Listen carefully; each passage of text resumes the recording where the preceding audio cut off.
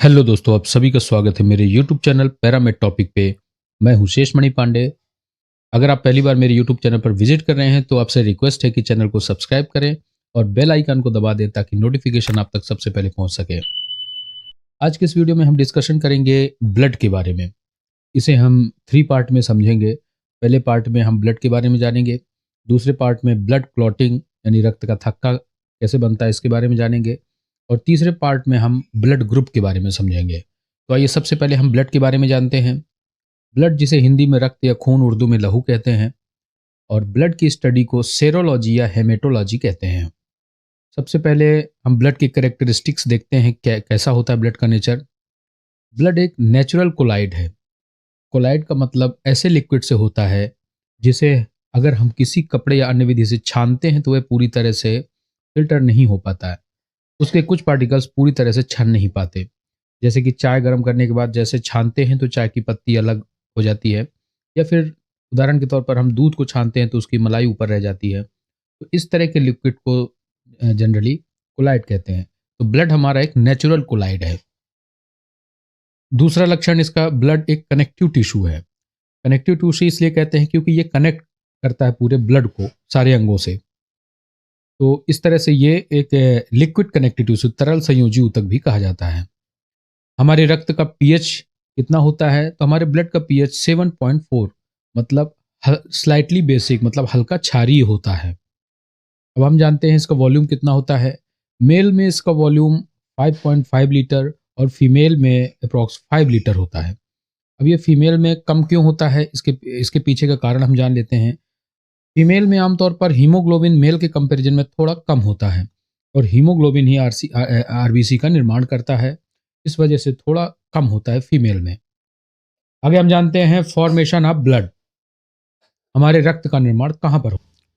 जब गर्भावस्था की स्थिति होती है, यानी कि जब बच्चा गर्भ में पल रहा होता है, उस वक्त बोन मैरो डेवलप नहीं हो पाती है, और इस स्थिति में आरबीसी यानी ब्लड का फॉर्मेशन लीवर में होता है। बाकी यह बोन मैरो यानी कि अस्थि में होता है। अब हम ये जानते हैं कि आरबीसी का स्टोरेज कहाँ पर होता है। आरबीसी यानी ब्लड का स्टोरेज हमारे प्लीहा में होता है, और इसे ब्लड बैंक कहते हैं। डेड आरबीसी को भी स्प्लीन ही स्टोर करता है, इसलिए इसे आरबीसी का ग्रेवयार्ड यानी कि कब्रिस्तान भी कहते हैं। ब्लड में और क्या होता है, ब्लड में कोलेस्ट्रॉल होता है जिसकी मात्रा 200 ग्राम पर डेसीलीटर होती है। हीमोग्लोबिन की मात्रा देख लेते हैं कितनी होती है मेल और फीमेल में। तो मेल में 14 ग्राम पर डेसीलीटर और फीमेल में 13 ग्राम पर डेसीलीटर होता है। ब्लड सर्कुलेशन यानी कि रक्त परिसंचरण की खोज विलियम हार्वे ने की थी। आगे हम जानते हैं फंक्शन ऑफ ब्लड यानी कि रक्त के कार्य। रक्त के कार्य क्या क्या हैं। सबसे पहले हमारा ये ब्लड ना हमारे बॉडी का टेम्परेचर कंट्रोल करता है, क्योंकि ब्लड सर्कुलेट होता है तो उसमें एनर्जी लगती है, और इसकी वजह से गतिशील अवस्था होने के कारण हमारे शरीर में ब्लड के मूवमेंट की यानी कि सर्कुलेशन की वजह से हमारा शरीर गर्म रहता है, और इसे ये मेंटेन करके रखता है 37 डिग्री सेंटीग्रेड या 98.4 फ़ारेनहाइट के टेम्परेचर पे। दूसरा, यह पोषक पदार्थों का परिवहन करता है, क्योंकि पोषक पदार्थ हमारे खाना खाने के बाद जो एब्जॉर्प्शन होता है वह ब्लड में जाके मिलते हैं, और यही ब्लड हमारे हर जगह अंगों को यह पोषक पदार्थ देता है और ताकत देता है। इसके अलावा गैसेस जैसे कि कार्बन डाइऑक्साइड और ऑक्सीजन का परिवहन भी हमारे ब्लड के द्वारा ही होता है। उत्सर्जी पदार्थों का परिवहन भी ब्लड ही करता है, जैसे कि यूरिया, अमोनिया, ये सब किडनी को देता है और फिल्ट्रेशन होता है। आगे हम जानते हैं पार्ट्स ऑफ ब्लड। ब्लड के यानी कि कंपोनेंट्स ऑफ ब्लड। ब्लड में क्या क्या होता है। तो ब्लड में मुख्य रूप से प्लाज्मा और कार्पसल्स यानी कि रुधिराणु जिसे कहते हैं, 60% प्लाज्मा और 40% कार्पसल्स होते हैं। इसमें प्लाज्मा में क्या क्या पाया जाता है, फाइब्रिनोजन और प्रोथ्रोम्बिन, जबकि कार्पसल्स 3 टाइप की होती हैं, जिसे हम आरबीसी रेड ब्लड कार्पसल्स और डब्ल्यूबीसी जिसे वाइट ब्लड कार्पसल्स और प्लेटलेट्स कहते हैं। अगर ब्लड से फाइब्रिनोजन और प्रोथ्रोम्बिन को निकाल दिया जाए तो ब्लड हल्का येलोइश कलर का दिखने लगता है, और बचे हुए भाग को ही सीरम कहते हैं। और जो ये येलो कलर का सीरम होता है, इसी से लैब में हमारे बीमारियों के लिए जांच की जाती है। अब हम जानेंगे कि हमारे कार्पसल्स यानी कि रुधिराणुओं का जीवन काल कितना होता है। तो सबसे पहले देखते हैं आरबीसी का, जिसे एरिथ्रोसाइट्स भी कहते हैं, और इसकी संख्या करीब 50 लाख यानी कि 5 मिलियंस के बराबर होती है और इसका जीवन काल 120 डेज होता है। वहीं WBC जिसे हम ल्यूकोसाइट्स भी कहते हैं, इसकी संख्या 10,000 के बराबर होती है और इसका जीवन काल 4 दिन होता है। आगे हम बात करते हैं प्लेटलेट्स जिन्हें हम थ्रोम्बोसाइट्स भी कहते हैं। इनकी संख्या 2 लाख होती है और इनका जीवन काल 7 दिन होता है। तो इस तरह से ये अपना जीवन काल पूरा करने के बाद ये रिपेयर होती हैं, नई कार्पसेल्स बनते हैं। आरबीसी जो डेड हो जाते हैं उन्हें स्प्लीन स्टोर कर लेता है और ख़राब डेड आरबीसी को फ़िल्टर कर देता है। इसी प्रकार से ल्यूकोसाइट्स और थ्रोम्बोसाइट्स को लाइसोसोम मार देता है और नई बन जाती हैं। और एक बात जानना बहुत ज़रूरी है कि ब्लड में जो डेड सेल्स केवल कार्पसेल्स यानी कि रुधिराणु ही होते हैं। प्लाज्मा कभी भी ख़राब नहीं होता है और नए कार्पसेल्स पुनः प्लाज्मा में मिलकर नया ब्लड बनाते रहते हैं।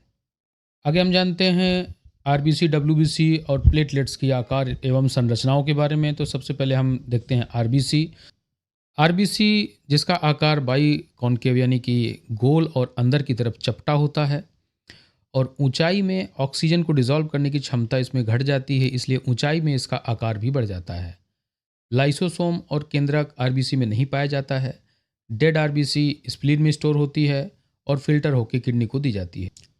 यह ब्लड का 95% होता है और ब्लड में आरबीसी, फिर हीमोग्लोबिन और हीमोग्लोबिन आयरन के थ्रू बनता है। इसीलिए आयरन की अगर कमी हो जाती है तो एनीमिया होता है। अब आगे देखते हैं हम डब्ल्यूबीसी के बारे में। इसका आकार अनिश्चित होता है, इसमें केंद्रक पाया जाता है, इस वजह से डीएनए की जांच इसमें कर सकते हैं। डब्ल्यूबीसी हमारे रोगों से लड़ने में रक्षा करता है। आगे डब्ल्यूबीसी के टाइप देखते हैं तो एंटीबॉडी जिसे लिम्फोसाइट्स कहते हैं, ये टी सेल्स भी कहलाती हैं और जैसे ही कोई एंटीजन आता है तो ये एंटीबॉडी एक्टिव हो जाती हैं और ये एक्टिवेट करती हैं मोनोसाइट्स को और मोनोसाइट्स एंटीजन को खा लेता है। और अलग प्रकार के डब्ल्यूबीसी जिसे हम इस्नोफिल, न्यूट्रोफिल्स और बेसोफिल्स भी कहते हैं, इन्हें ग्रेनुलोसाइट और एग्रेनुलोसाइट्स के रूप में भी डिफाइन किया जाता है। अब आगे जानते हैं प्लेटलेट्स के बारे में। प्लेटलेट का आकार बाई कॉन्केव यानी कि उभयावतल होता है, इसमें केंद्रक नहीं पाया जाता है। प्लेटलेट्स हमें ताकत देता है। डेंगू में प्लेटलेट्स में तेज़ी से कमी हो जाती है जिसकी वजह से बहुत ही ज़्यादा कमजोरी होती है। प्लेटलेट्स को गिलोय और एलोवेरा के द्वारा बढ़ाया जा सकता है। इसके अलावा यह गोट मिल्क यानी बकरी के दूध और फल फूल्स में भी बहुत तेज़ी से बढ़ता है। तो इस वीडियो में यहीं तक जानकारी थी जिसके बारे में हम लोगों ने जाना ब्लड के बारे में, ब्लड कार्पसेल्स यानी कि रुधिराणु के बारे में और उनके फंक्शन, उनके स्ट्रक्चर के बारे में। अगली वीडियो में हम डिस्कशन करेंगे ब्लड क्लॉटिंग। तो वीडियो पसंद आया हो तो आप लोग सपोर्ट करें, सब्सक्राइब करें। मिलते हैं नेक्स्ट वीडियो में ब्लड क्लॉटिंग के लिए। Thank you so much.